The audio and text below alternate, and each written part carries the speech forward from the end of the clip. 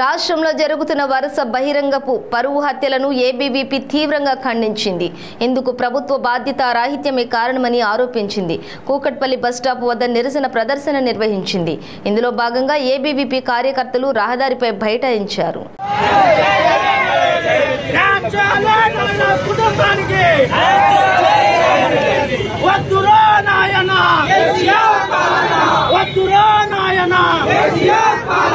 ఇదేమి రాజ్యం ఇదేమి రాజ్యం ఇదేమి రాజ్యం ఇదేమి రాజ్యం దోపిడీ రాజ్యం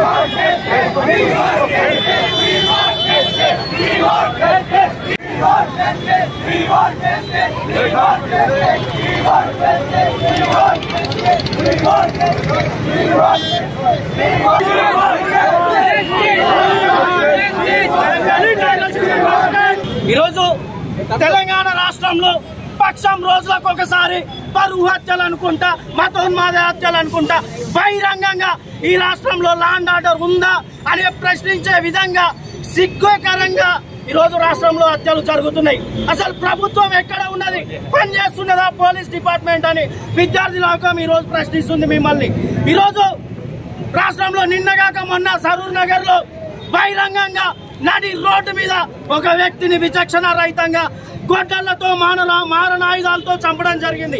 అసలు ఎక్కడ పోయింది పోలీస్ యంత్రాంగం, ఎక్కడ పోయినాయి మీ టీంలన్నీ, మీ ఇంటెలిజెన్స్ డిపార్ట్మెంట్ ఎక్కడ పోయింది, మీ స్పెషల్ బ్రాంచ్ ఎక్కడ పోయిందని నేను ఇలా ప్రశ్నిస్తున్నా ఈ రాష్ట్ర ప్రభుత్వాన్ని. కేవలం ఓటు బ్యాంకు రాజకీయాలకు పాల్పడుతూ ఈరోజు ఈ రాష్ట్ర ప్రభుత్వం ఈ పరువు హత్యల్ని ఏ మాత్రం కూడా పట్టించుకోవడం లేదు.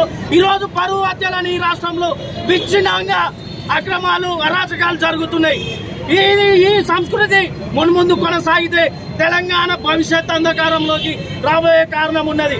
ఇవాళ నేను ఒక్కడే ప్రశ్నిస్తున్నా, కబడ్దార్ మతోన్మాదులారా, కుల సంఘాలకు మద్దతు పలికే మూర్ఖులారా, విద్యార్థి సమాజం మిమ్మల్ని ప్రశ్నిస్తుంది. భారత జాతి వీరులుగా మీరు బతకండి. ఈ దేశంలో ప్రతి ఒక్కరికి బతికే హక్కున్నది. ఆ హక్కును కాలరాసే హక్కు మీకు ఏమాత్రం కూడా లేదు. వెంటనే రాష్ట్ర ప్రభుత్వం లా అండ్ ఆర్డర్ ని సక్రమంగా పనిచేసేలా చర్యలు తీసుకోవాలి. ఈ హత్యలు మున్ముందు జరిగితే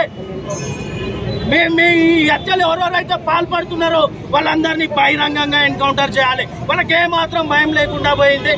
ఈ రోజు నీ ప్రగతి భవన్ చుట్టూ, ఫామ్ హౌస్ చుట్టూ పోలీసులను పెట్టుకొని బాగా గామించుకోవడం కాదు, సామాన్య జనానికి కూడా రక్షణ కల్పించే చర్యలు తీసుకోవాలని